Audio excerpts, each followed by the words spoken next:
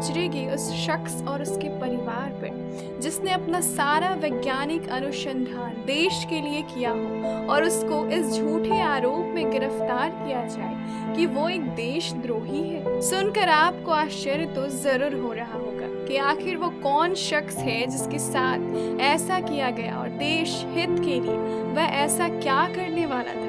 इनकी कहानी देश के हर नागरिक को जाननी चाहिए ताकि वो समझ सके कि कैसे एक निर्दोष देशभक्त को राजनीतिक साजिश में फंसाकर देश का गद्दार घोषित कर दिया जाता है और उन्हें मानसिक प्रताड़ना दी। जब वो देश के लिए सपने देख रहे थे उस वक्त एक झटके में कैसे उनकी जिंदगी बदल जाती है। आइए जानते हैं कि हकीकत में क्या थी नम्बी नारायणन के संघर्ष की कहानी।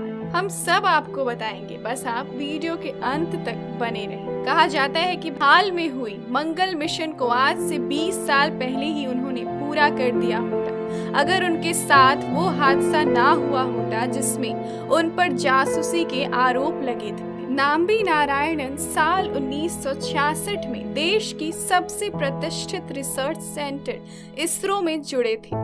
साल 1970 में इन्होंने अपने वर्तमान समय से आगे जाकर कुछ अलग सोचा और फिर लिक्विड फ्यूल युक्त रॉकेट की खोज की ताकि भविष्य में हमारा देश अंतरिक्ष की दुनिया में आगे हो, हमें दूसरे देशों से महंगे रॉकेट इंजन ना खरीदना पड़े।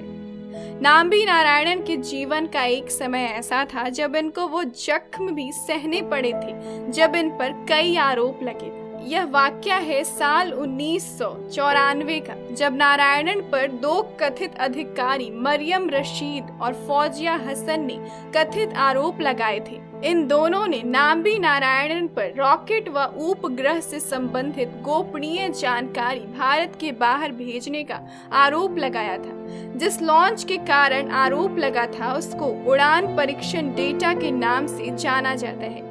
इस स्थिति में उन पर कई मानसिक यातनाएं दी गई थी। इंटेलिजेंस ब्यूरो के अधिकारियों ने तब क्रायोजेनिक इंजन प्रोजेक्ट के डायरेक्टर रहे नम्बी नारायणन से पूछताछ शुरू की। उन्होंने इन आरोपों का खंडन किया और इसे अपने खिलाफ साजिश बताया। यह मामला अखबारों की सुर्खियों में रहा। बिना जांच परखे पुलिस की थ्योरी पर भरोसा करते हुए मीडिया ने भी नम्बी नारायणन को देश का गद्दार बताने में कोई कसर नहीं छोड़ा। गिरफ्तारी के समय नम्बी नारायणन रॉकेट में इस्तेमाल होने वाले स्वदेशी क्रायोजेनिक इंजन बनाने के बेहद करीब पहुंच चुके थे।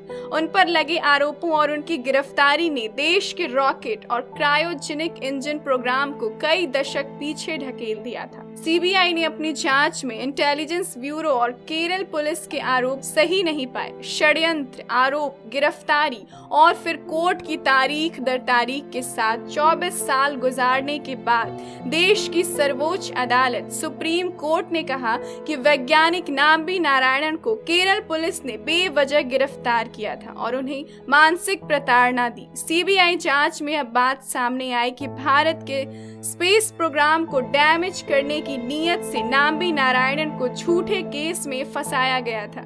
जांच में इस बात के संकेत मिले कि अमेरिकी खुफिया एजेंसी CIA के इशारे पर केरल की तत्कालीन कम्युनिस्ट सरकार ने नम्बी नारायणन को साजिश का शिकार बनाया। यह सारी कवायद भारत के अंतरिक्ष कार्यक्रम को ध्वस्त करने की नीयत से हो रही थी। यह वो दौर था जब भारत अपने स्पेस प्रोग्राम के लिए अमेरिका समेत अन्य देशों पर निर्भर था। करोड़ों अरबों रुपए किराए पर स्पेस टेक्नोलॉजी इन देशों से आयात किया करता था।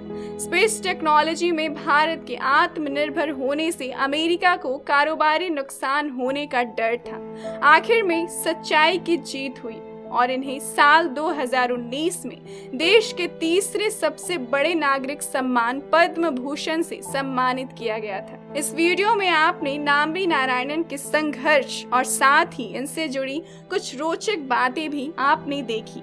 वीडियो से संबंधित किसी प्रकार की कोई शंका या सवाल आपके मन में हो तब नीचे कमेंट करके हमें अवश्य बताएं और हाँ, हमारे चैनल को लाइक, शेयर और सब्सक्राइब करना ना भूलें। धन्यवाद।